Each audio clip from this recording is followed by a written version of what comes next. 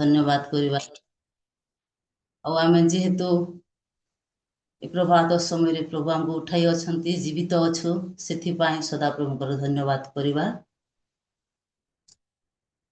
दाऊद सदाप्रभुंकर एपरी प्रशंसा कले वस्त्र खोली जाता से जापारे ना से प्रशंसा तो आम मैंने करना तथापि सदाप्रभुंकर धन्यवाद करवा सदाप्रभुंकर प्रशंसा करवा अनेक आश्चर्य कार्य सकल को वर्णना करवा एवं तांकर प्रशंसा करवा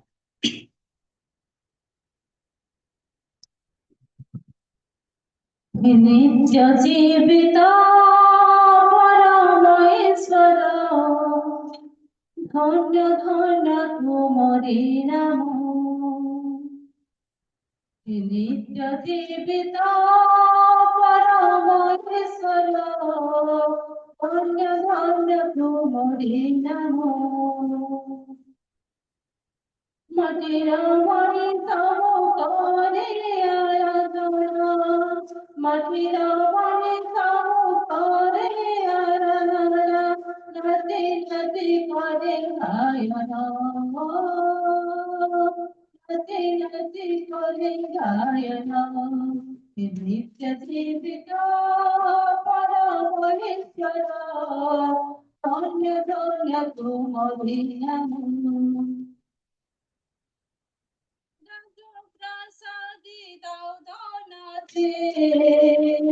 Lato bosrota kosi jai, lato prasadi raudana se, lato bosroti jai, govi sayari parvachi, luhas jikuni kasini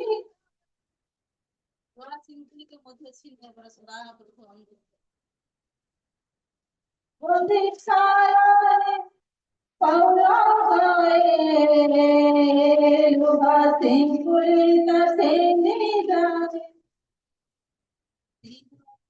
हाले चुदानियल करंती प्रार्थना सिंह कुहारू दानियल करंती प्रार्थना नित्य धन्य धन्य तुमरी नाम जीवित परमेश्वर धन्य धन्य तुमरी नाम करिले भजना सबो कांत होइला सुना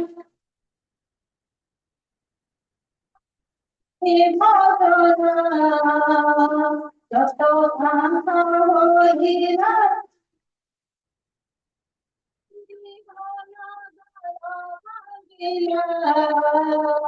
नमो भोदिनो कापाइला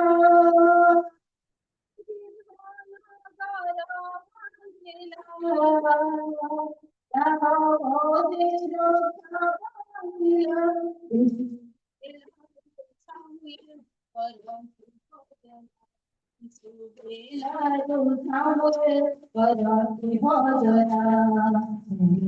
जीवित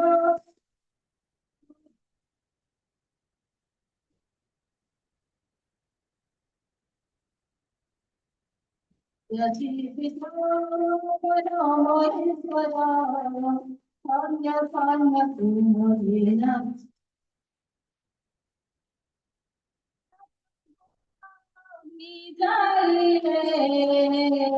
भगवे संगे राखिले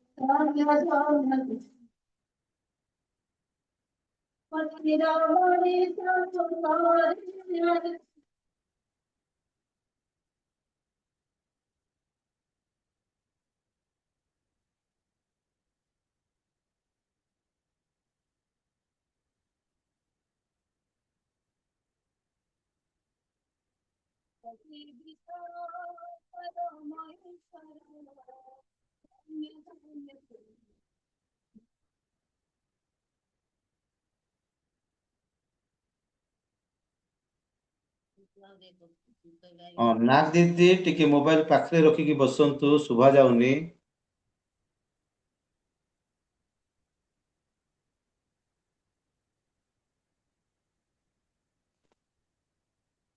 ଆହୁରି ଏକ ଗୀତ ଗାଇ ପ୍ରଭୁଙ୍କ ପ୍ରଶଂସା କରିବା। ଶୁଭିଲା କି ସାର୍? ଶୁଭିଲା ହଁ ହଁ କରେଣ୍ଟ ନାହିଁ ନା ଶୁଭିଲା। କଣ? ଅନ୍ଧାର ହେଇଛି ତ। ଆପଣ ଲାଇଟ୍ ଫଟୋ ଚେହେରା କରନ୍ତୁ, ତେବେ କ୍ଲିୟର ଭିଡିଓ ଦେଖାଯିବ। ବଲ୍ବ ଟା ପଛଆଡେ ରହିଯାଇଛି ତ ତାଙ୍କ ହଁ ଚେହେରା। ହଁ ହଁ ହଁ।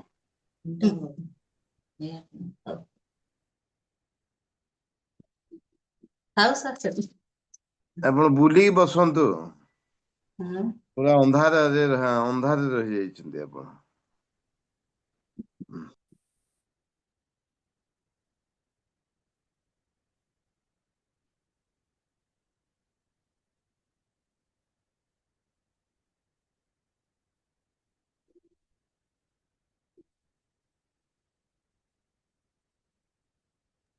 ଏଥର ଆସିଲା, ଏଥର ଆସିଲା।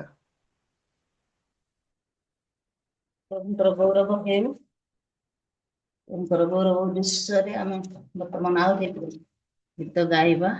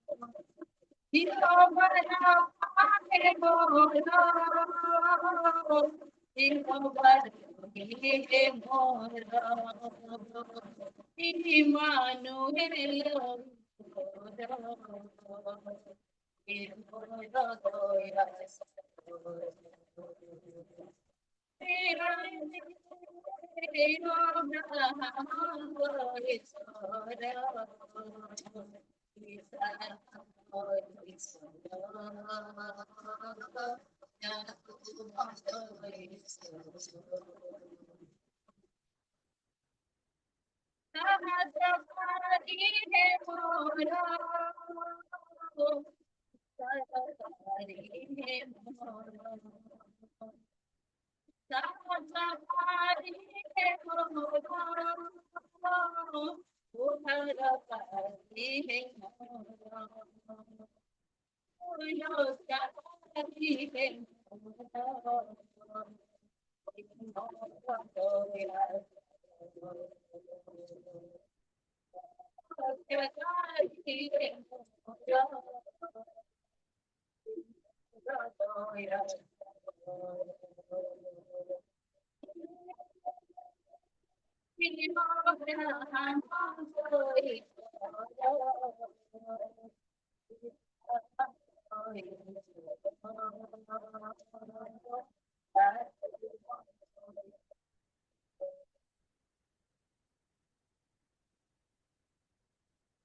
ପ୍ରଭୁଙ୍କର ଧନ୍ୟବାଦ ହେଉ। ସଦା ପ୍ରଭୁ ଅବ୍ରାହମଙ୍କର ଈଶ୍ୱର, ଇସାକର ଈଶ୍ୱର, ଯାକୋବଙ୍କର ଈଶ୍ୱର, ଆମର ପିତୃପୁରୁଷ ଗଣର ଈଶ୍ୱର, ଆମର ସହିତ ଈଶ୍ୱର, ଆମର ବ୍ୟକ୍ତିଗତ ଜୀବନର ଈଶ୍ୱର, ଆମର ପରିବାରର ଈଶ୍ୱର ଅଟନ୍ତି। ଆମେ ସେହି ଈଶ୍ୱରଙ୍କର ପବିତ୍ର ଛାମ ତଳେ ବସିଅଛୁ, ତାଙ୍କର ଆରାଧନା କରୁଅଛୁ।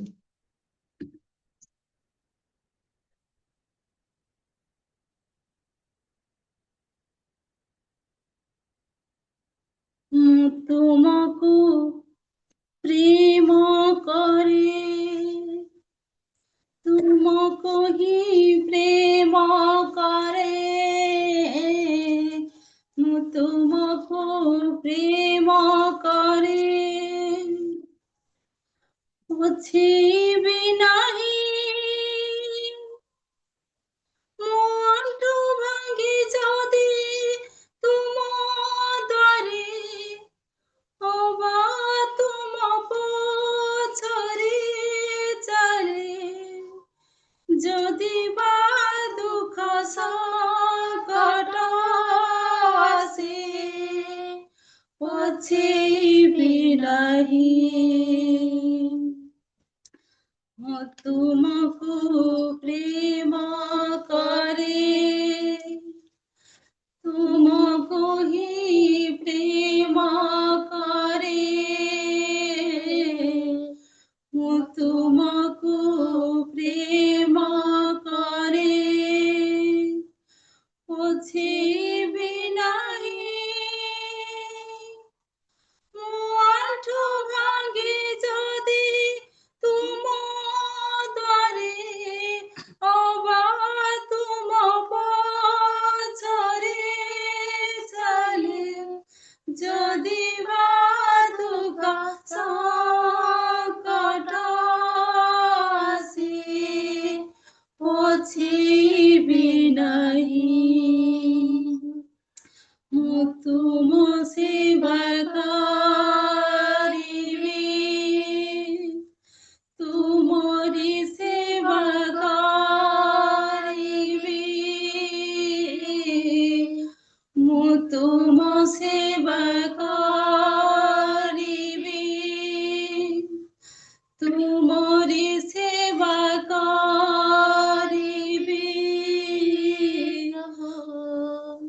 ପଛେଇବି ନାହିଁ।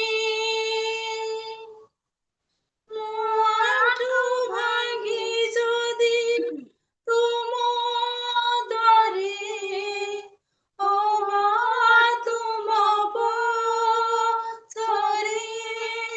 ଚାଲେ, ଯଦି ବା ଦୁଃଖ ସଙ୍କଟ ଆସେ, ପଛେଇବି ନାହିଁ। ମୁଁ ତୁମ ପୂଜା କରିବି, ତୁମରି ପୂଜା କରିବି,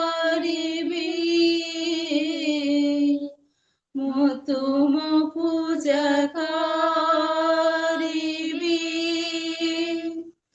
ତୁମରି ପୂଜା କରିବି,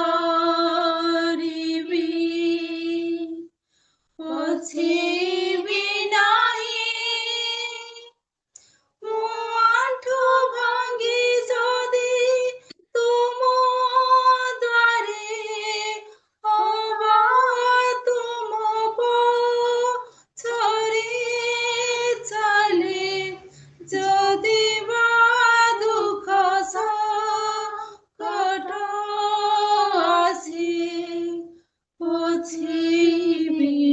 ନାହିଁ ମୁଁ ତୁମ ସ୍ତୁତି କରିବି ତୁମରି ସ୍ତୁତି କରିବି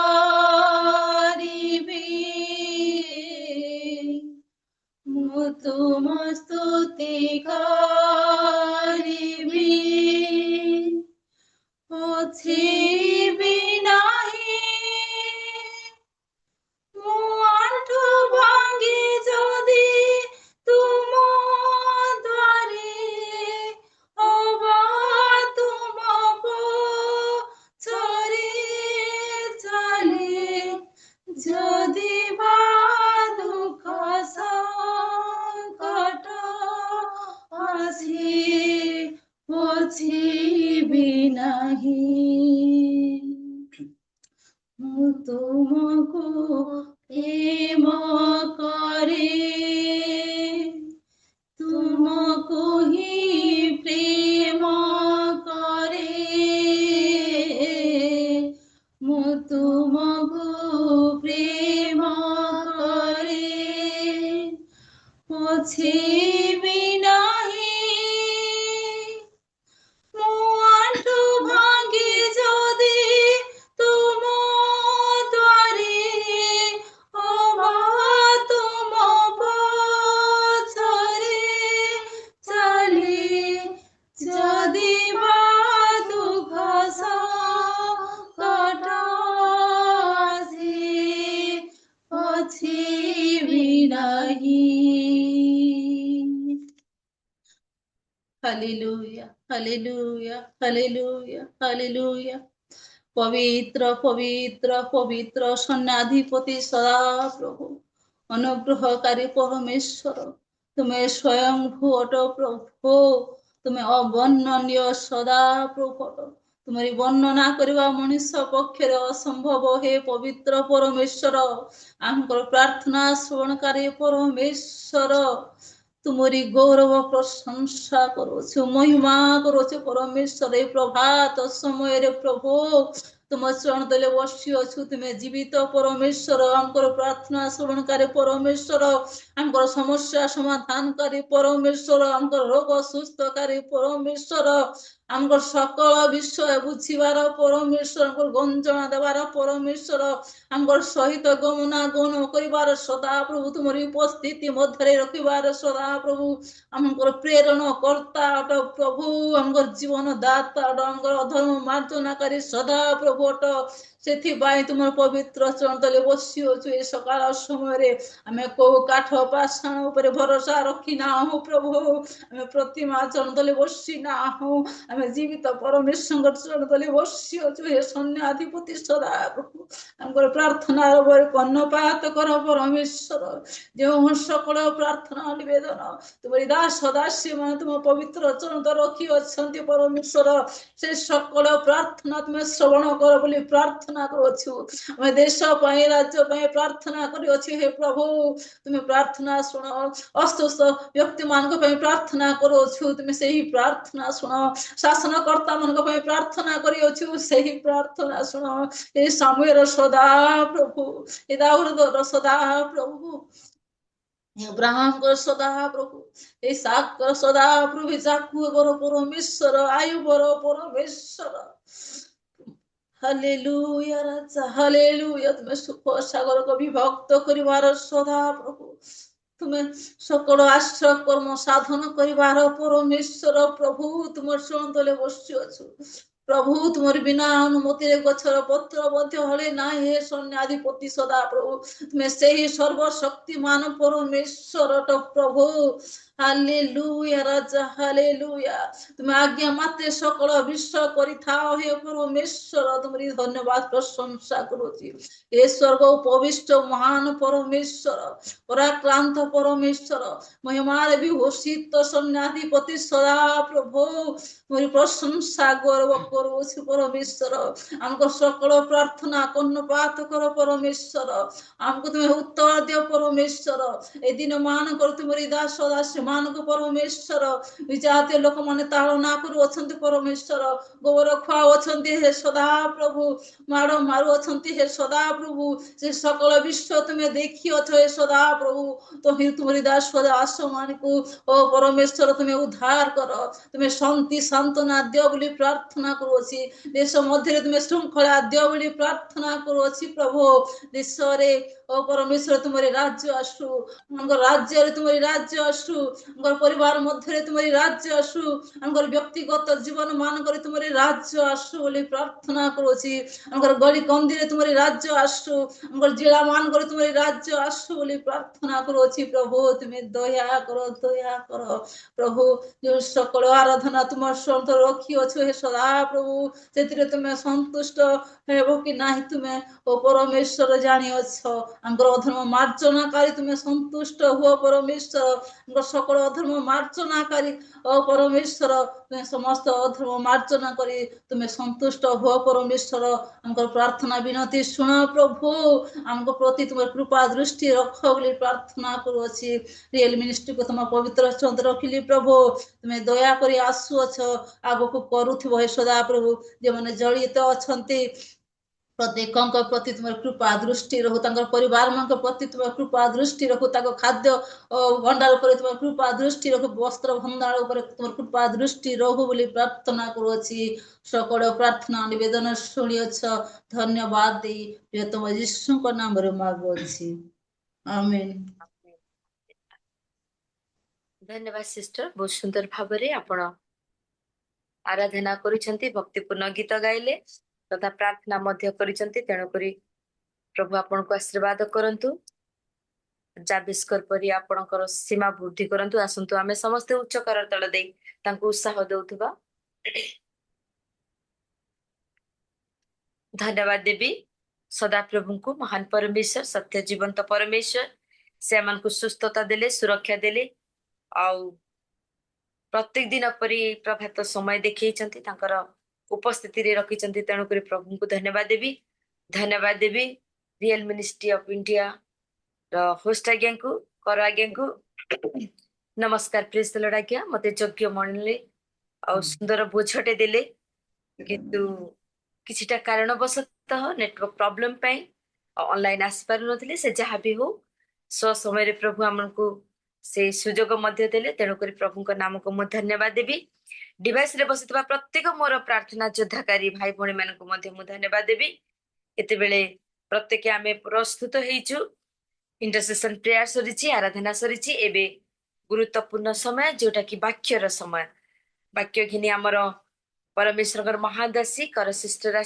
ଆସିଲେଣି ତେଣୁକରି ଆସନ୍ତୁ ଆମେ ସମସ୍ତେ ଉଚ୍ଚ କରତଳ ଦେଇ ତାଙ୍କୁ ସ୍ୱାଗତ ଜଣାଉଥିବା ପ୍ରେଜ ଦ ଲର୍ଡ ନମସ୍କାର ସିଷ୍ଟର ପ୍ରେଜ ଦ ଲର୍ଡ ଦିଦି ନମସ୍କାର ଏତେବେଳେ ମୁଁ ଆପଣଙ୍କୁ ଗୋଟେ ବାକ୍ୟ ଘିନି ଆହ୍ୱାନ କରିବା ପାଇଁ ଚାହେଁ ଯୋଉଟା କି ମାଥ୍ୟୁ ପୁସ୍ତକ 11 ପର୍ବ ତାର 28-29 ଏପରି ବାକ୍ୟ ଆମକୁ କଥା କହନ୍ତି ହେ ପରିଶ୍ରାନ୍ତ ଓ ଭାରଗ୍ରସ୍ତ ଲୋକ ସମସ୍ତେ ମୋ ନିକଟକୁ ଆସ ମୁଁ ତୁମମାନଙ୍କୁ ବିଶ୍ରାମ ଦେବି ମୋହର ଜ୍ୱାଳି ଆପଣା ଆପଣା ଉପରେ ଘିନ ପୁଣି ମୋ ନିକଟରୁ ଶିଖ ଜାଣ ମୁଁ ମୃଦୁଶୀଳ ଓ ନମ୍ରଚିତ ଆଉ ତୁମେ ମାନେ ଆପଣା ଆପଣା ଆତ୍ମାରେ ବିଶ୍ରାମ ପାଇବ ଯେଣୁ ମୋହର ଜ୍ୱାଳି ସହଜ ଓ ମୋହର ଭାର ଉଶ୍ୱାସ ପ୍ରଭୁ ଆମ ପ୍ରତ୍ୟେକଙ୍କୁ ଆଶୀର୍ବାଦ କରନ୍ତୁ ବାକ୍ୟ ଘିନି ମୁଁ ଆପଣଙ୍କୁ ସ୍ୱାଗତ ତଥା ଆହ୍ୱାନ ଜଣାଏ ଆସନ୍ତୁ ଦିଦି ଆପଣଙ୍କର ସମୟ ବାକ୍ୟ ଘିନି ଆମ ପ୍ରତ୍ୟେକଙ୍କୁ ସେ ପରମେଶ୍ୱରଙ୍କର ମାନ୍ନା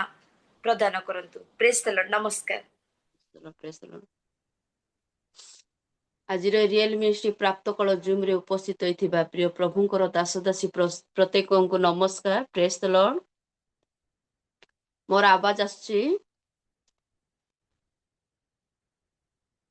ସର୍ବପ୍ରଥମେ ମୁଁ ସଦାପ୍ରଭୁଙ୍କୁ ଧନ୍ୟବାଦ ଦେବି କାରଣ ପ୍ରଭୁ ଆମମାନଙ୍କୁ ଜୀବିତ ମାନଙ୍କ ମଧ୍ୟରେ ରଖିଲେ ଆଉ ଆଜି ସୋମବାର ମଳା ସମିତି ରିଏଲ ମିନିଷ୍ଟ୍ରି ଜୁମ୍ ମାଧ୍ୟମରେ ପ୍ରଭୁ ଆଜି ଆମମାନଙ୍କୁ ଏକତ୍ର କରିଛନ୍ତି ଆମ ଦିନ ଧୂଳିକୁ ପ୍ରଭୁ ଆଜି ତାଙ୍କର ବାକ୍ୟର ଆଉ ପରିବେଷଣ କରିବା ପାଇଁ ସୁଯୋଗ ଦେଇଛନ୍ତି ସେଥିପାଇଁ ମୁଁ ସର୍ବପ୍ରଥମେ ମୋର ସୃଷ୍ଟିକର୍ତ୍ତା ପରମେଶ୍ୱରଙ୍କୁ ଧନ୍ୟବାଦ ଦେବା ସାଥେ ସାଥେ ରିଏଲ ମିନିଷ୍ଟ୍ରି ହୋଷ୍ଟ ଆଜ୍ଞାଙ୍କୁ ମୁଁ ଧନ୍ୟବାଦ ଦିଏ ଆଜି ମୋତେ ରିଏଲ ମିନିଷ୍ଟ୍ରି ବାକ୍ୟ କହିବା ନିମନ୍ତେ ସେ ମୋତେ ସୁଯୋଗ ଦେଇଛନ୍ତି ଧନ୍ୟବାଦ ଦିଏ ବର୍ଷିପ କରିବା ମାନଙ୍କୁ କଢେଇ ନେଇଥିବା ଦିଦିକୁ ଅତି ସୁନ୍ଦର ଗୀତ ଗୁଡାକ ଗାନ କରି ଆମମାନଙ୍କୁ ପ୍ରଭୁଙ୍କର ଉପସ୍ଥିତି ନିକଟକୁ ନେଇଅଛନ୍ତି। ଆସନ୍ତୁ ଆମେ ବାକ୍ୟ ଆଉ ଶୁଣିବାକୁ ଯିବା। ବାକ୍ୟ ଶୁଣିବାକୁ ଯିବା ପୂର୍ବରୁ ଗୋଟିଏ ପଦ ଆମେ ପାଠ କରିବା, ତାପରେ ଆମେ ଆରମ୍ଭ କରିବା, ପ୍ରାର୍ଥନା ସହ ଆରମ୍ଭ କରିବା। ତାହା ହଉଛି ଋତ ବିବରଣ 3:3 ପଦ। ମୋ ପାଇଁ କିଏ ହେଲେ ପାଠ କରିଦିଅନ୍ତୁ।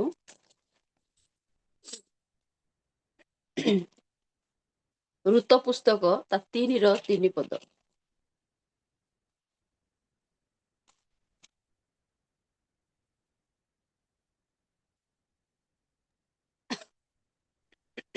ଏଣୁ ତୁମ୍ଭେ ଏବେ ସ୍ନାନ କର ଓ ତୈଳ ମର୍ଦ୍ଦନ କର ଓ ଆପଣା ଉତ୍ତମ ବସ୍ତ୍ର ପରିଧାନ କରି ସେହି ଖଳାକୁ ଯାଅ।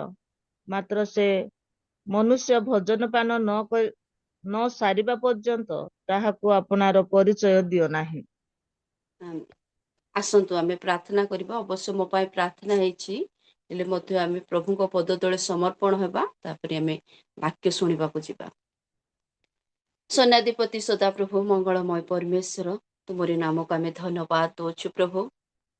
ପିତା, ମୁଁ ଦିନ ଧୂଳି ଅଯୋଗ୍ୟ ଅଧର୍ମକୁ ପ୍ରଭୁ ଆଜି ଏ ପ୍ରାପ୍ତ କାଳରେ ଜୁମ୍ ମାଧ୍ୟମରେ ତୁମର ବାକ୍ୟ କହିବା ନିମନ୍ତେ ମୋତେ ସୁଯୋଗ ଦେଇଛ ପ୍ରଭୁ। ମୋ ଯୋଗ୍ୟତା ନାହିଁ, ମୁଁ ଅପବିତ୍ର ମନୁଷ୍ୟକୁ ପ୍ରଭୁ ତୁମେ ଆଜି କଥା କହିବା ନିମନ୍ତେ ତୁମେ ହିଁ ସାହାଯ୍ୟ କର। ତୁମର ପବିତ୍ର ଆତ୍ମା ତୁମେ କଥାକୁ, ତୁମ ସେ ଜୀବନ୍ତ ବାକ୍ୟକୁ ତୁମେ ପ୍ରକାଶ କର ବୋଲି ଆମେ ପ୍ରାର୍ଥନା କରୁଛୁ ପ୍ରଭୁ। ଆଜି ଆମେ ଯେତେ ଜଣ ପରମେଶ୍ୱର ତୁମର ଏଇ ଜୀବନ୍ତ ବାକ୍ୟକୁ ଆମେ ଶୁଣିବୁ ପ୍ରଭୁ ପରମେଶ୍ୱର, ଆମ ପ୍ରତ୍ୟେକଙ୍କୁ ତୁମେ ବିଶେଷ କରି ଆଶୀର୍ବାଦ କର। ପ୍ରତ୍ୟେକଙ୍କର ପ୍ରଭୁ କର୍ଣ୍ଣକୁ ତୁମେ ଖୋଲ, ହୃଦୟକୁ ଖୋଲ। ଆମେ ଯୋଉ ବାକ୍ୟ ପ୍ରଭୁ ଏବେ ପଢିଛୁ ପ୍ରଭୁ, ତାହା ଯେ ତୁମେ କଥା କହିବ ତାହା ଆମେ ବୁଝିପାରିବ, ସେ ବାକ୍ୟ ଅନୁସାରେ ପ୍ରଭୁ ବ୍ୟବହାର ହେଇପାରିବ, ସେଥିପାଇଁ ସାହାଯ୍ୟ କର। ତୁମରି ଉପସ୍ଥିତି ଆମ ପ୍ରତ୍ୟେକ ଜୀବନରେ ରହୁ ବୋଲି ଯୀଶୁଙ୍କ ନାମରେ ମାଗିଲୁ ପିତା, ଆମେନ୍। ଆମେ ଏବେ ଋତ ପୁସ୍ତକ ପାଠ କଲୁ। ଆମେ ଏଇ ପବିତ୍ର ବାଇବଲରେ ଦେଖିଥାଉ ଦୁଇଟା ସ୍ତ୍ରୀଙ୍କର ଆଉ ପୁସ୍ତକ ଅଛି, ଗୋଟିଏ ହଉଛି ଋତ ଆଉ ଗୋଟିଏ ଏଷ୍ଟର। ଆମେ ଆଜି ଋତ ଆଉ ପୁସ୍ତକରୁ ଦେଖିବା, ଋତଙ୍କ ଜୀବନରୁ ଦେଖିବା, ଋତଙ୍କର ବିଷୟରେ ଆଜି ଆମେ ଦେଖିବା। ଅନେକ ଥର ଆମେ ଶୁଣିଥିବା ଋତଙ୍କ ବିଷୟରେ ଆଉ ଋତଙ୍କର ପରିବାର ବିଷୟରେ, ଋତଙ୍କର ଶାଶୁ ନଅମୀଙ୍କ ବିଷୟରେ। ଆଜି ମଧ୍ୟ ଆମେ ଯେତେ ଥର ବାକ୍ୟ ଶୁଣୁଥିବା ସେତେ ଥର ଆମମାନଙ୍କୁ କଣ କରେ, ବାକ୍ୟ ନୂଆ ନୂଆ ଲାଗେ। ଆଜି ଆମେ ସେଇ ଋତଙ୍କର ବିଷୟରେ ଆମେ ଶିଖିବା। ଯେତେବେଳେ ନଅମୀ ଋତଙ୍କୁ କହୁଛନ୍ତି ତୁମ୍ଭେ ସ୍ନାନ କର ଓ ତୈଳ ମର୍ଦ୍ଦନ କର ଓ ଆପଣା ଉତ୍ତମ ବସ୍ତ୍ର କଣ କର, ପରିଧାନ କର। ଏହା କଣ କରୁଛନ୍ତି, ନୟମୀ ଋତଙ୍କୁ କହୁଛନ୍ତି। ଆମେ ନଅମୀଙ୍କର ପରିବାର ବିଷୟରେ ଆମେ ଅନେକ ଥର ଶୁଣିଛୁ।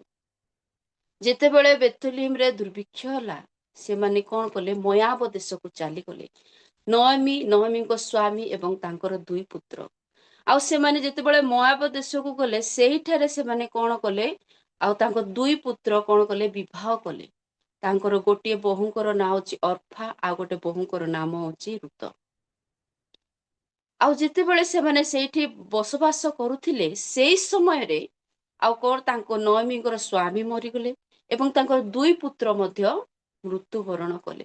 ଯେତେବେଳେ 2 ପୁତ୍ର ମରିଗଲେ, ତାଙ୍କ ଗୃହରେ ନଅମୀ ବିଧବା ଏବଂ ତାଙ୍କର 2 ବୋହୂ ମଧ୍ୟ ବିଧବା ଥିଲେ। ଆଉ ସିଏ ବୋହୂ ମାନଙ୍କୁ ଆମେ ଯେତେବେଳେ ଏକଠାରୁ ପଢିକି ଆସୁଛୁ, ଆଉ ସେତେବେଳେ ଆମେ ବୁଝିପାରୁଛୁ ତାଙ୍କର ପରିବାର ବିଷୟମାନ ସବୁ।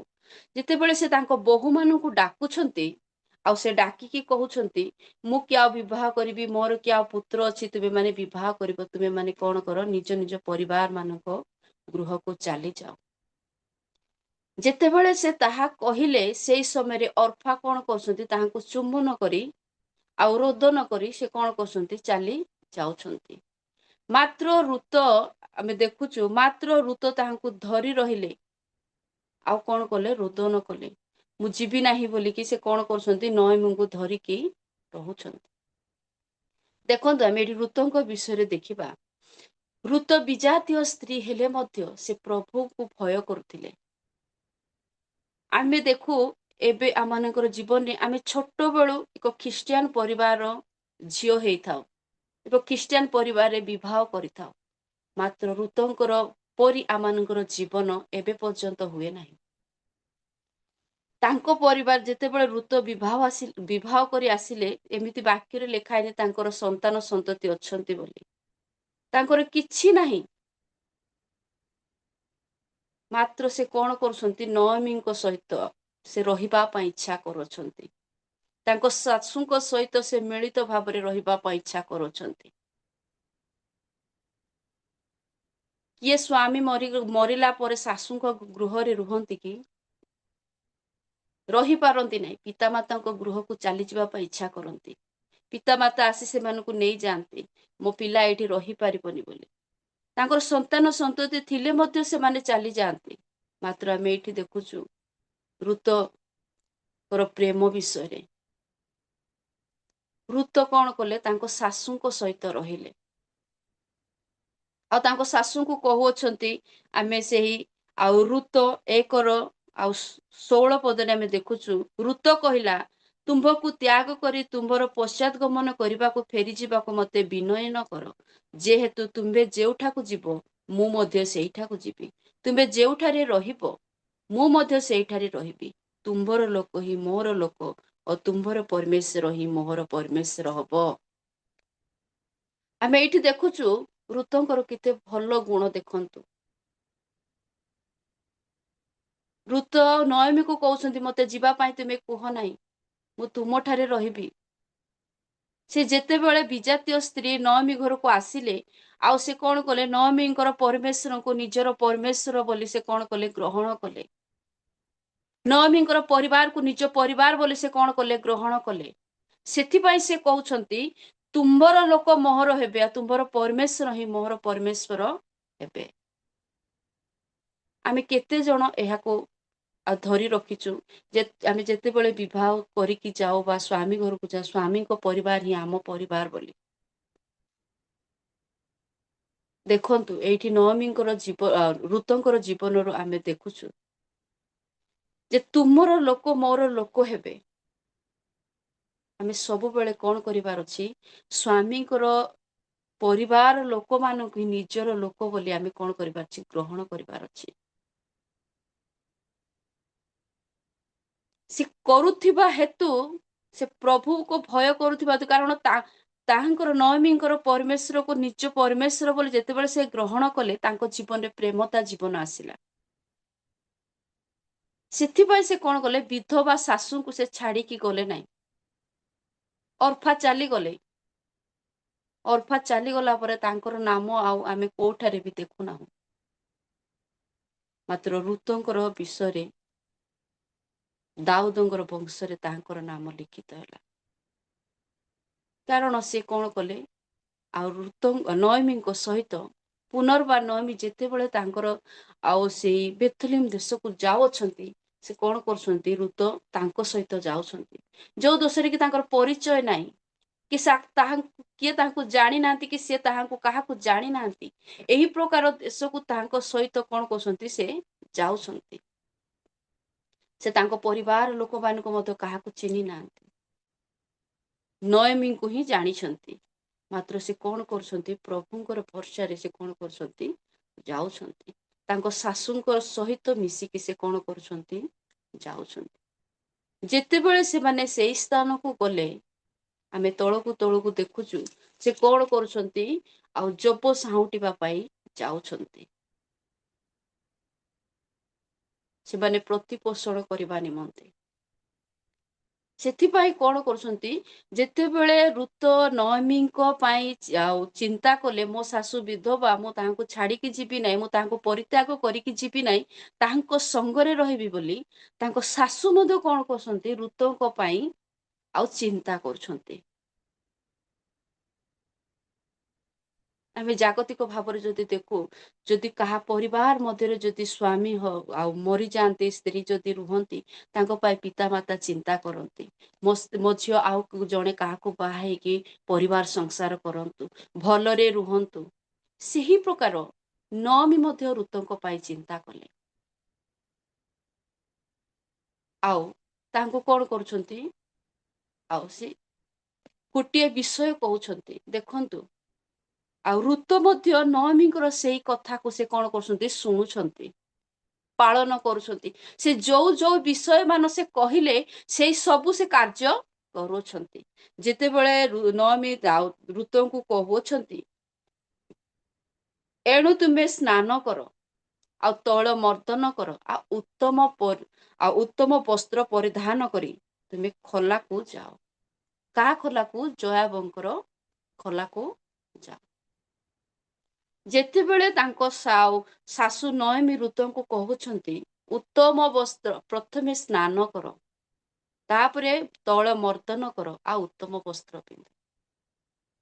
ଆମେ ଦେଖୁ ଯୋଉ ଜାଗାକୁ ବି ଆମେ ଯାଉ, ଗୋଟିଏ ବିବାହ ଭୋଜି ହଉ ବା ଗୋଟିଏ ବାର୍ଥଡେ ପ୍ରୋଗ୍ରାମ ହଉ ବା ଘରୁ ଆମେ ବାହାରକୁ କୋଉଠି ବୁଲିବାକୁ ଯାଉ, ଆମେ କ'ଣ କରୁ? ନିଜକୁ ପରିଷ୍କାର କରୁ, ସଫାସୁତୁରା ରଖୁ ବା ଗାଧାଉ। ତାପରେ ଆମମାନଙ୍କର ମୁଣ୍ଡ ଆମେ କ'ଣ କରୁ? କୁଣ୍ଡ ତେଲ ଲଗେଇକି, ଆମେ ନୁଖୁରା ପୁକୁରା ହେଇକି ନ କୁଣ୍ଡେଇକି ତେଲ ନ ମାଖିକି ଆମେ ଚାଲି ଯାଉ କି ନାହିଁ? ଆମେ କ'ଣ କରୁ? ଆମେ ଗାଧାଉ, ତୈଳ ମର୍ଦ୍ଦନ କରୁ ବା ଆଉ କ୍ଲିନ୍ କରୁ। ତାପରେ ଆମେ କ'ଣ କରୁ? ଉତ୍ତମ ବସ୍ତ୍ର ହିଁ ପରିଧାନ କରୁ। ଆମେ ଟିକେ ଘର ଭିତରେ ଥାଏ, ଆମେ ଯଦି ବାହାରକୁ ଯାଉ ତାହେଲେ ଆମେ ଭଲ ବସ୍ତ୍ର ହିଁ ପିନ୍ଧୁ। ଚିରାଚିରି ବସ୍ତ୍ର ପିନ୍ଧିକି ବାହାରକୁ ବାହାରନ୍ତି କି ନାହିଁ? ସେଇ ପ୍ରକାର ନହମୀ ଋତୁ କହୁଛନ୍ତି ତୁମେ ସ୍ନାନ କର ଆଉ ତୈଳ ମର୍ଦ୍ଦନ କର ଆଉ ଉତ୍ତମ ବସ୍ତ୍ର ପରିଧାନ କରି ତୁମେ କ'ଣ କର? ଖଲାକୁ ଯାଅ। ଦେଖନ୍ତୁ, ଋତ ତାଙ୍କ ଶାଶୁର ଏହି କଥା ସବୁ ଶୁଣୁଛନ୍ତି ଆଉ ପାଳନ କରୁଛନ୍ତି ଆଉ ସେ ଯାଉଛନ୍ତି। ତାପରେ ଋତୁଙ୍କର ଏକ ଭୟ ବିଷୟରେ ଆମେ ଶୁଣିବା ଯେ ସେ ଗଲେ ଯାଇ ତାଙ୍କ ଶାଶୁ ଯାହା ଯାହା କହିଥିଲେ ସେଇ ସବୁ କାର୍ଯ୍ୟ କଲେ। ତାପରେ ସେ କ'ଣ କରୁଛନ୍ତି? ବୋଆଜଙ୍କର ଗୋଡ଼ ବା ପାଦ ତଳେ ସେ କ'ଣ କରୁଛନ୍ତି? ବସୁଛନ୍ତି। ଆମେ ଦେଖିପାରୁ ଏଇଠି ଯଦି ଆମେ ଏବେର ବିଷୟରେ ଯଦି ଆମେ ଚିନ୍ତା କରୁ, ପିତାମାତା ହିସାବରେ ଯଦି ଆମେ ଛୁଆମାନଙ୍କୁ କହୁ ତମେ ଏଇ ସ୍ଥାନକୁ ଯାଅ, ସେମାନେ କ'ଣ କରିଥିବେ? ସେ ସ୍ଥାନରୁ ଆଉ କୋଉ ସ୍ଥାନକୁ ଯାଇ କଥାବାର୍ତ୍ତା ହେଇକି ବି କିଛି ସମୟ ବିତେଇକି ବି ପଳେଇ ଆସନ୍ତି। ତାହା ଆମେ ଦେଖିପାରୁନୁ। ମାତ୍ର ଏଠି ଦେଖନ୍ତୁ, ଋତୁଙ୍କର ଏକ ଭୟ ବିଷୟ। ସେ ଚାହିଁଥିଲେ ଆଉ ସେ ମୁଣ୍ଡ ପାଖରେ ବି ବସି ପାରିଥାନ୍ତେ ପୁଣି, ମାତ୍ର ସେ ପ୍ରଭୁଙ୍କୁ ଭୟ କରୁଛନ୍ତି ଆଉ ତାଙ୍କ ଶାଶୁଙ୍କୁ ପ୍ରେମ କରୁଛନ୍ତି। ଭୟ କରୁଥିବା ହେତୁ ସେ କ'ଣ କହୁଛନ୍ତି? ତାଙ୍କ ଶାଶୁ ତାଙ୍କ ବିଷୟରେ ତୁମେ ଏହି ସବୁ କର ବୋଲି କହିବାରୁ ସେ ସେଇ ସବୁ ହିଁ କାର୍ଯ୍ୟ ସେ କ'ଣ କରୁଛନ୍ତି? କରିକି ଆସୁଛନ୍ତି। ଏଇଟା ତ ଆମେ ଗୋଟେ ପରିବାର ବିଷୟରେ ଦେଖୁଛୁ। ଏଇଟା ନୟମୀ ଏବଂ ଋତୁଙ୍କର ପରିବାର ବିଷୟରେ ଆମେ ଆଜି ଦେଖିଲୁ ଯେ ସାଂସାରିକ ଭାବରେ ଆଉ ଋତୁଙ୍କ ପାଇଁ ନୟମୀ ଚିନ୍ତା କରି ଏଇ ସବୁ କାର୍ଯ୍ୟ କରୁଛନ୍ତି। କାରଣ ତାଙ୍କ ବହୁ ବିଧବା ଅବସ୍ଥାରେ ତାଙ୍କ ଘରେ ରହୁଥିବାରୁ ସେ କ'ଣ କରୁଛନ୍ତି? ତାଙ୍କ ପାଇଁ ଚିନ୍ତା କରି ତୁମ୍ଭେ ସ୍ନାନ କର, ତୈଳ ମର୍ଦ୍ଦନ କର, ଉତ୍ତମ ବସ୍ତ୍ର ପରିଧାନ କରି ତୁମେ କ'ଣ କର? ଖଲା ନିକଟକୁ ଯାଅ ବୋଲି। ମାତ୍ର ଏଇ ବାକ୍ୟକୁ ଆମେ ଯଦି ଆତ୍ମିକ ଭାବରେ ଦେଖିବା ତାହେଲେ ସ୍ନାନ କର, ତୈଳ ମର୍ଦ୍ଦନ କର ଆଉ ଉତ୍ତମ ବସ୍ତ୍ର କ'ଣ କର? ପରିଧାନ କର। ଯଦି ଆମେ ଦେଖୁଛୁ ଆଉ ସ୍ନାନ କର ବାକ୍ୟରେ ଅନେକ ବିଷୟରେ ଲେଖା ଅଛି। ସ୍ନାନ କରିବା ବା ଆମେ କିପରି ପରିଷ୍କାର କରିବା, ଆମମାନଙ୍କର ଏ ବାହାରିକ ଜୀବନ ଶରୀରକୁ ଆମେ ବିଭିନ୍ନ ସାବୁନ ଦ୍ୱାରା ବା ସର୍ଫ ଦ୍ୱାରା ଦାମିକା ସାବୁନ ଗୁଡାକରେ ଆମେ କ'ଣ କରିଥାଉ? ମଳିକୁ ବାହାର କରିଥାଉ, ପରିଷ୍କାର କରିଥାଉ, ସଫା କରିଥାଉ। କ୍ଲିନ୍ ରହିବା ପାଇଁ ପ୍ରତିଦିନ ଗାଧେଇ ଥାଉ। କେତେ ଜଣ ତ ଦିନକୁ 2 ଥର 3 ଥର ବି ଗାଧାନ୍ତି ସଫା ରହିବା ପାଇଁ। ମାତ୍ର ଆମମାନଙ୍କର ଭିତରେ ରହିଥିବା ସେଇ ହୃଦୟକୁ ଆମେ କେମିତି ପରିଷ୍କାର କରିବା? ଅନେକ ସାବୁନ ଅଛି, ଆମେ ଶରୀରର ସଫା ହବ, ମାତ୍ର ଆମ ହୃଦୟ କ'ଣ ହବ? ସଫା ହବ ନାହିଁ।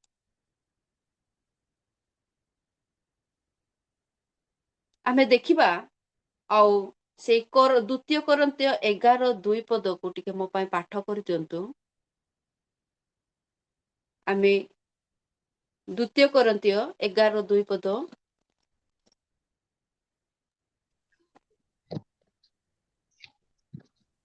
କାରଣ ଈଶ୍ୱରଙ୍କ ବିଷୟକ ଉଦ୍ଯୋଗରେ ମୁଁ ତୁମ୍ଭମାନଙ୍କ ନିମନ୍ତେ ଉଦ୍ଯୋଗୀ, ଯେଣୁ ମୁଁ ତୁମ୍ଭମାନଙ୍କୁ ସତୀକନ୍ୟା ସଦୃଶ୍ୟ ଏକ ସ୍ୱାମୀଠାରେ ଅର୍ଥାତ୍ ଖ୍ରୀଷ୍ଟଙ୍କଠାରେ ସମର୍ପଣ କରିବା ନିମନ୍ତେ ବାଗଦାନ କରିଅଛି। ବାଗଦାନ କରିଅଛନ୍ତି। ଦେଖନ୍ତୁ, ଆମେ ସ୍ନାନ କରିବା ମାନେ ଆମେ କି ପ୍ରକାର ପବିତ୍ରକୃତ ଜୀବନ କାଟିବା, ତାହେଲେ ଆମେ କଣ କରିବା, ଆମମାନଙ୍କର ସେଇ ବରଙ୍କ ସହିତ ଆମେ କଣ କରିବା, ସାକ୍ଷାତ କରିବା। ବାକ୍ୟରେ ଲେଖା ହେଇଛି ଏଫେସୀୟ 5:26 ଏବଂ 27ରେ, ଏହି ବାକ୍ୟ ଆମମାନଙ୍କୁ କଣ କରିବ, ଜଳ ପରି ଆମମାନଙ୍କୁ କଣ କରିବ, ପରିଷ୍କାର କରିବ। ଯଦି ଏଇ ବାକ୍ୟ ଆମେ ପ୍ରତିଦିନ ପଢୁଛୁ, ତାହେଲେ କଣ ହେବ, ଆମମାନଙ୍କର ଜୀବନରେ ଥିବା ଅଧର୍ମତା, ପାପ ସବୁ କଣ ହେବ, ପରିଷ୍କାର ହବ। ଯେତେବେଳେ ଆମେ ଦେଖୁ ବାକ୍ୟ ଯଦି ପଢିଥାଉ ଖାମଖିଆଲ ଭାବରେ ନାହିଁ, ଆମମାନଙ୍କ ହୃଦୟ ମନ ଦେଇ ଆମେ ଯେତେବେଳେ ପଢିଥାଉ, ଯୋଉ ବାକ୍ୟ ବି ଆମେ ପଢିଥାଉ, ସେଇ ବାକ୍ୟ କଣ କରି ଆମମାନଙ୍କର ଜୀବନ ହୃଦୟକୁ ସ୍ପର୍ଶ କରେ। ଆଜି ମୋର ଏହି ସବୁ ବିଷୟ ବାକ୍ୟରେ ଲେଖା ହେଇଛି ବୋଲି ଆମେ ଅନୁଭବ କରିପାରିଥାଉ। ସେଥିପାଇଁ ବାକ୍ୟରେ ଲେଖା ହେଇଛି ଏଫେସୀୟ 5:26 ଏବଂ 27ରେ, ଏହି ବାକ୍ୟ ଜଳ ପରି ଆମମାନଙ୍କୁ କଣ କରିବ, ପରିଷ୍କାର କରିବ ବା ଧୋଇଦେବ। କାରଣ ଆମେ ଯେତେବେଳେ ପବିତ୍ରକୃତ ଜୀବନ କାଟିବା, କାରଣ ଅଲରେଡି ଆମମାନଙ୍କର ପ୍ରଭୁ ପରମେଶ୍ୱର ଯୀଶୁଖ୍ରୀଷ୍ଟ ଆମମାନଙ୍କୁ କଣ କରୁଛନ୍ତି, ବାଗଦାନ କରିଅଛନ୍ତି। ସେ ବିବାହ କରିବା ନିମନ୍ତେ ଆସିବେ। ଯଦି ଆମେ ଅପବିତ୍ର ଅଛୁ, ତାହେଲେ ଆମମାନଙ୍କୁ ସେ ବିବାହ କରିପାରିବେ ନାହିଁ। ଆମେ ଏବେ ଯଦି ଜଗତ ମଧ୍ୟରେ ଦେଖୁ, ଗୋଟିଏ ପୁଅ ଏବଂ ଗୋଟେ ଝିଅକୁ କଣ କରନ୍ତି, ବାଗଦାନ କରନ୍ତି ବିବାହ କରିବା ନିମନ୍ତେ। ଆଉ ଆମେ ଦେଖୁ ଏଇଠି, ଯଦି ଆମେ ଅପବିତ୍ରତା ଜୀବନ କାଟୁଛୁ, ଯଦି ଅଧର୍ମତା ଜୀବନ କାଟୁଛୁ, ତାହେଲେ ଆମେ ବରଙ୍କର ସହିତ ବିବାହ କରିପାରିବା ନାହିଁ। ଯେତେବେଳେ ଆମମାନଙ୍କର ଯୀଶୁଖ୍ରୀଷ୍ଟ ଆମମାନଙ୍କୁ କଣ କରିବେ, ବିବାହ କରିବା ନିମନ୍ତେ ଆସିବେ, ଯଦି ଆମେ ସତୀ କନ୍ୟା ନ୍ୟାୟ ଆମେ ଯଦି ଅଛୁ, ତାହେଲେ କଣ କରିବେ, ଆମମାନଙ୍କୁ ସେ ବିବାହ କରିବେ, ଆମମାନଙ୍କୁ ସେ ମଧ୍ୟ ଆକାଶକୁ ନେଇଯିବେ। ଆଉ ଯଦି ଆମେ ଅପବିତ୍ରତା ହେଇ ରହୁ, ଏଇ ସାଂସାରିକ ଜୀବନରେ ଯଦି ଆମେ ମାତି ବିଭିନ୍ନ ମନ୍ଦ କାର୍ଯ୍ୟ, ଯାହାକି ପ୍ରଭୁଙ୍କ ପାଇଁ ଅଯୋଗ୍ୟ କାର୍ଯ୍ୟ ଗୁଡାକ ଯଦି ଆମେ କରୁ, ତାହେଲେ ଆମେ ଅପବିତ୍ର ଜୀବନ ଯାପନ କାଟୁଛୁ, ଅପବିତ୍ର ଭାବରେ ଆମେ ରହୁଛୁ। ତାହେଲେ ଆମେ ବରଙ୍କ ସହିତ ସାକ୍ଷାତ କରିପାରିବା ନାହିଁ। ଆମମାନଙ୍କୁ ସେ ଅଲରେଡି ବାଗଦାନ କରିଅଛନ୍ତି। କାରଣ ଆଉ ବିଶ୍ୱାସୀ ଓ ମଣ୍ଡଳୀ ମାନେ ହଉଛନ୍ତି କନ୍ୟା। ମଣ୍ଡଳୀ ବୋଲେ ଆମ ଜଗତ ଦେଖୁ, ଗୋଟିଏ ଜାଗାରେ ଯଦି ଆମେ ଜମା ହେଇ ରହୁ, ଗୋଟିଏ ଚର୍ଚ୍ଚ ଥାଏ, ତାହେଲେ ତାକୁ ମଣ୍ଡଳୀ କହନ୍ତି। ବା ବିଶ୍ୱାସୀ ମାନେ ଏକତ୍ର ହୋଇ ପ୍ରଭୁଙ୍କର ଉପାସନା କଲେ ସେଇଟା ଗୋଟେ ମଣ୍ଡଳୀ ହୁଏ। ବ୍ୟକ୍ତିଗତ ମଣ୍ଡଳୀ ମଧ୍ୟ ଅଛି। ଆମେ ନିଜେ ନିଜକୁ, ଯଦି ଆମେ ନିଜେ ନିଜକୁ ଯଦି ସତୀ କନ୍ୟା ନ୍ୟାୟ ଯଦି ଆମେ ପ୍ରସ୍ତୁତ ହୋଇ ନ ରହିବା, ତାହେଲେ କଣ କରିବେ, ସେ ଆମମାନଙ୍କୁ ବିବାହ କରିବେ ନାହିଁ।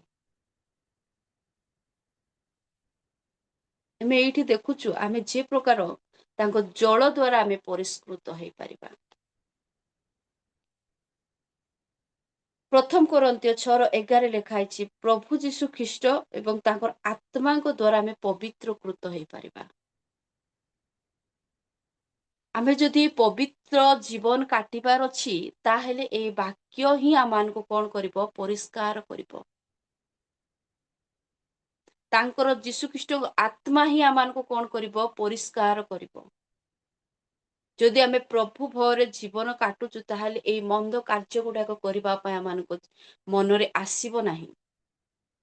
ତାହେଲେ ଆମେ କଣ କରିବା, ପବିତ୍ର ହେଇ ଜୀବନ କାଟିବା, ପବିତ୍ରକୃତ ଜୀବନ କାଟିବା।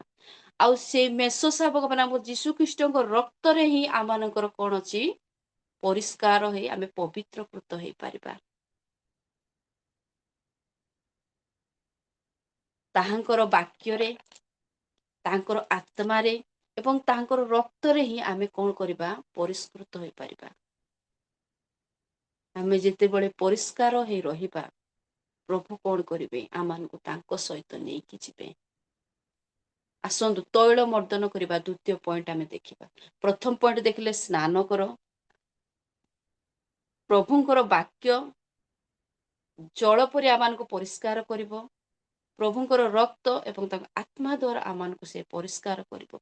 ସେହି ଦ୍ୱାରା ଆମେ କଣ କରିବା ଦରକାର? ସ୍ନାନ ହେବା ଦରକାର। ଆମମାନଙ୍କର ଭିତରର ହୃଦୟକୁ ଆମେ ପରିଷ୍କାର କରିବା ଦରକାର।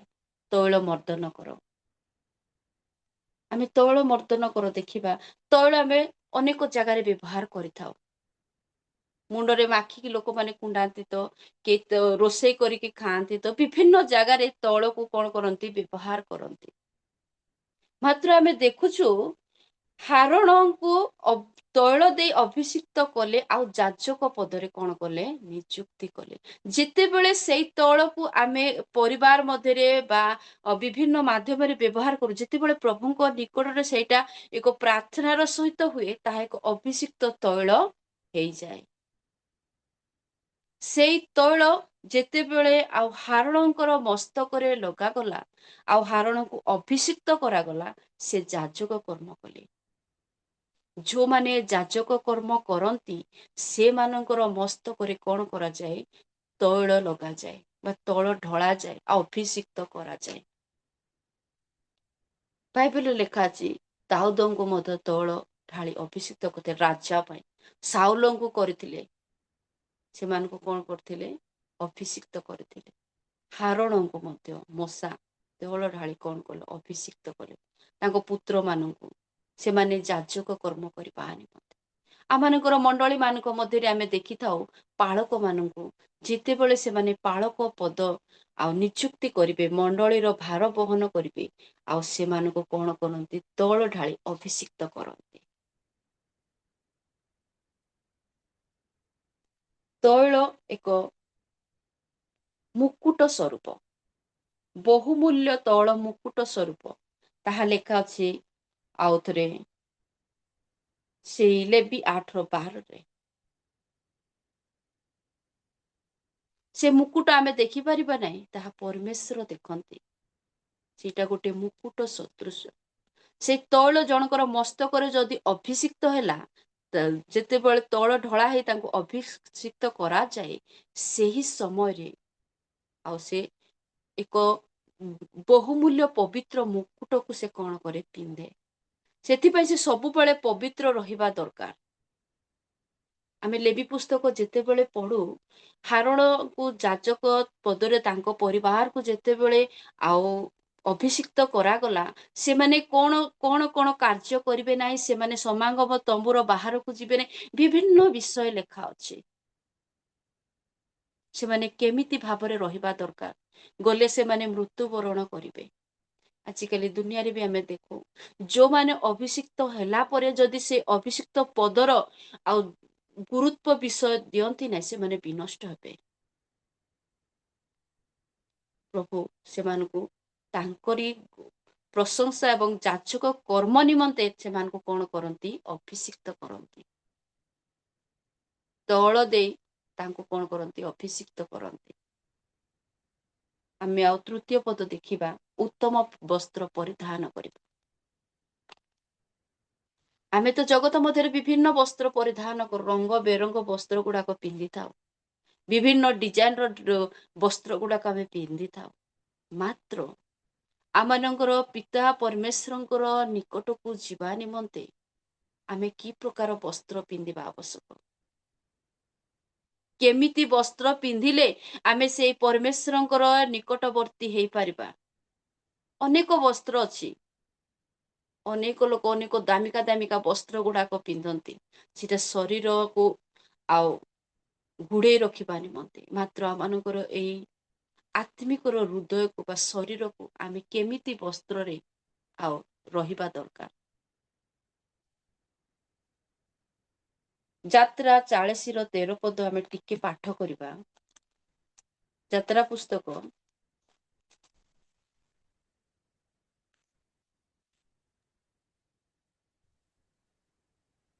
ପୁଣି ଆମ୍ଭ ଉଦ୍ଦେଶ୍ୟରେ ଯାଜକ କର୍ମ କରିବା ନିମନ୍ତେ ହାରଣଙ୍କୁ ପବିତ୍ର ବସ୍ତ୍ର ପରିଧାନ କରାଇ ଅଭିଷେକ କରି ପ୍ରତିଷ୍ଠା କରିବ।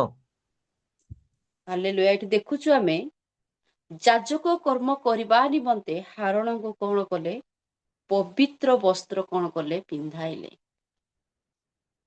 ଆମମାନଙ୍କୁ ପ୍ରଭୁ ପରମେଶ୍ୱର ଆମମାନଙ୍କୁ ମଧ୍ୟ ଏକ ପବିତ୍ର ବସ୍ତ୍ର ଗୁଡାକ ଦେଇଛନ୍ତି। ତାହା କଣ ଆମେ ପିନ୍ଧି ଅଛୁ କି?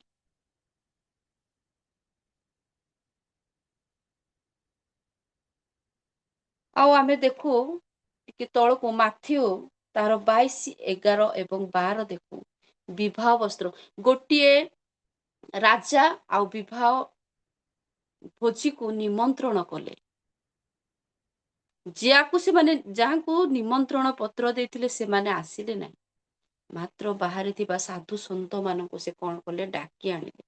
ସେଇ ସମୟରେ ରାଜା ଯେତେବେଳେ ସେଇ ବିବାହ ଭୋଜକୁ ଗଲେ ଆଉ ବୁଲି ଦେଖିବା ନିମନ୍ତେ, ସେମାନଙ୍କ ମଧ୍ୟରେ ଜଣେ ବିବାହ ବସ୍ତ୍ର ପିନ୍ଧିନଥିଲେ। ତାଙ୍କର ବିଷୟରେ ଆମେ ଅନେକ ଥର ପଢିଛୁ। ଆଉ କଣ କଲେ? ତାଙ୍କୁ ଦନ୍ତର କିଡ଼ିମିଡ଼ି ସ୍ଥାନରେ ପକାଗଲା। ଆଜି ମଧ୍ୟ ପରମେଶ୍ୱର ଯେତେବେଳେ ଆମେ ସେଇ ବିବାହ ଭୋଜରେ ଥିବା ସମୟରେ ଯଦି ଆମେ ସେଇ ବସ୍ତ୍ର ପିନ୍ଧି ନଥିବା, ସେଇ ବସ୍ତ୍ର ଯଦି ଆମେ ପିନ୍ଧି ନଥିବା, ତାହେଲେ ଆମମାନଙ୍କୁ କଣ ହବ? ସେଇ ଦନ୍ତର କିଳିମିଳି ସ୍ଥାନରେ ପକାଯିବ। ଆମେ କଣ କରିବା ଦରକାର? ପବିତ୍ର ବସ୍ତ୍ର ଆମେ ପିନ୍ଧିବା ଦରକାର। ଆମେ ବହୁମୂଲ୍ୟ ବସ୍ତ୍ରକୁ ପିନ୍ଧିବା ଦରକାର, ଯାହାକି ଆମମାନଙ୍କର ପରମେଶ୍ୱର ଆମମାନଙ୍କ ପାଇଁ ରଖି ଅଛନ୍ତି। ସୁଭଷିତ ବସ୍ତ୍ର ଆମେ ପିନ୍ଧିବା ଦରକାର। ଆମେ ପବିତ୍ର ବସ୍ତ୍ର ପିନ୍ଧିବା ଦରକାର। ବହୁମୂଲ୍ୟ ବସ୍ତ୍ର ପିନ୍ଧିବା ଦରକାର। ତାପରେ ଆମେ ଯେତେବେଳେ ଜିଖର୍ୟ 3:1-5 ପଢୁଛୁ, ସେତେବେଳେ ଆମେ ଦେଖୁଛୁ ଜିହୋସିଓ ମଳିନ ବସ୍ତ୍ର ପିନ୍ଧିଥିଲେ। ସେ ମଳିନ ବସ୍ତ୍ର ତାଙ୍କୁ କାଢି ନେଇ କଣ କଲେ? ବହୁମୂଲ୍ୟ ବସ୍ତ୍ର ପିନ୍ଧାଇଲେ। ପ୍ରଭୁ ପରମେଶ୍ୱର ମଧ୍ୟ ଆମମାନଙ୍କର ସେ ଅଧର୍ମ ପାପ ଥିବା ସେଇ ବସ୍ତ୍ର ଗୁଡାକ ବାହାର କରି ନେଇ ପ୍ରଭୁ ଆମମାନଙ୍କୁ କଣ କରୁଛନ୍ତି? ବହୁମୂଲ୍ୟ ବସ୍ତ୍ର, ପବିତ୍ର ବସ୍ତ୍ର ପିନ୍ଧାଉଛନ୍ତି।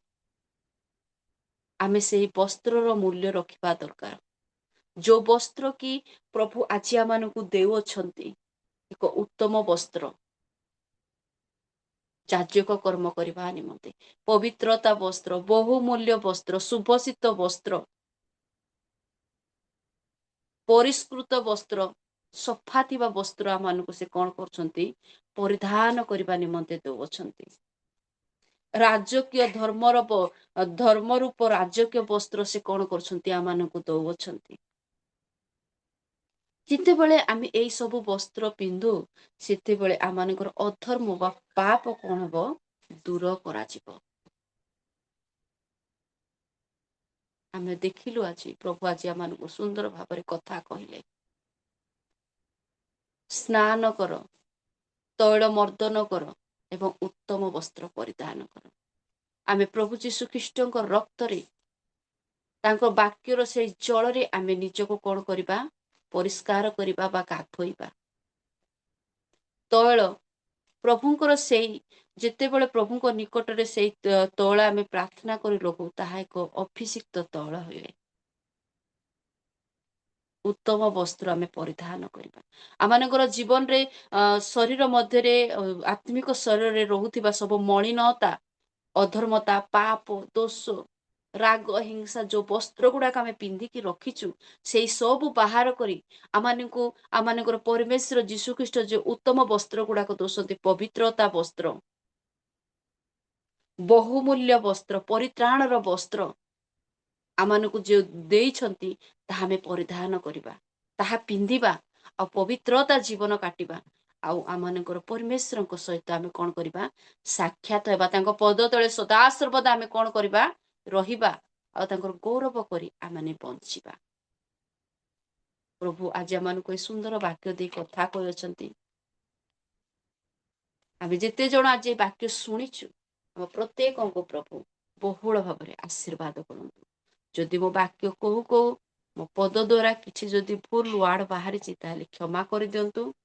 ମୁଁ ସେଇ ପ୍ରକାର ଯୋଗ୍ୟ ନାହିଁ ଯେ ଆପଣ ମାନଙ୍କୁ ମୁଁ ବାକ୍ୟ କହିବି, ଆପଣ ମାନେ ଶୁଣିବେ। ମତେ ପ୍ରଭୁ ଆଜି ଆମମାନଙ୍କୁ ପ୍ରତ୍ୟେକଙ୍କୁ ତାଙ୍କର ଏଇ ଜୀବନ୍ତ ବାକ୍ୟ ଦେଇ କଥା କହିଛନ୍ତି ଆମ ପ୍ରତ୍ୟେକଙ୍କୁ ପ୍ରଭୁ ଆଜି ଆଶୀର୍ବାଦ କରନ୍ତୁ। ଆମେ ନମସ୍କାର, ପ୍ରେଜ୍ ଦ ଲର୍ଡ। ବହୁତ ଧନ୍ୟବାଦ। बहुत बहुत धन्यवाद दीदी सिस्टर। प्रभु आपनको आशीर्वाद करंतु। आसु आमे उच्च कर तळ देई तांको स्वागत जणेबा। बहुत बहुत धन्यवाद, मोर हृदयरु धन्यवाद दी। एते सुंदर वाक्य ऋतुଙ୍କ विषय आमे अनेक थर शुणिछु, किंतु एटा गोटे भिन्न प्रकार आत्मिक विषय आपण हमकु जणैले। प्रभु आपनको आशीर्वाद करंतु सिस्टर। आपनक मंडली रे, सेवक जीवन रे, पारिवारिक जीवन रे, विभिन्न क्षेत्र रे आपनको एपरि भाबरे अनुग्रह आशीर्वाद आउ कुशल प्राप्ति दियंतु। निश्चित प्रकारे स्नान एवं तैल एवं पवित्रता विषय रे आपण हमकु बहुत सुंदर भाव प्रकृति रे या एक्सप्लेन मु करिबि नाही, कारण जहाँ आपण जणैछंती निश्चित भाव आम हृदय रे ता लिपिबद्ध हो सारी। ए विषय को नहीं आम जीवन रे सबु बेले नहीं कि चलिबा कथा। मंडली मानकरे मध्ये आमे सुनिचु प्राय महिला समिति रे ए ऋतुଙ୍କ विषय रे जणांती केमती सासु आ गुटे बोहूଙ୍କ भितरे अंडरस्टैंडिंग रहिबा कथा, मिसिबा कथा, प्रेम रे रहिबा कथा। से विषय को नहीं कि आपण आत्मिक विषय रे हमको सचेतन कले। तेणु प्रभु आपनको बहुत सुंदर ज्ञान देइछंती। आगो को मध्य आपण एपरि भाबरे आपणकर परिवार और मंडली महिला समिति रे प्रभु आपनको व्यवहार करंतु। प्रभु आपनको आशीर्वाद करंतु। एते बेले आमे शेष पर्याय रे पहुंचीछु। आउ मु अनुरोध करिबि केतेटा पॉइंट प्रार्थना को आपण जानि चंती जो हमर अछंती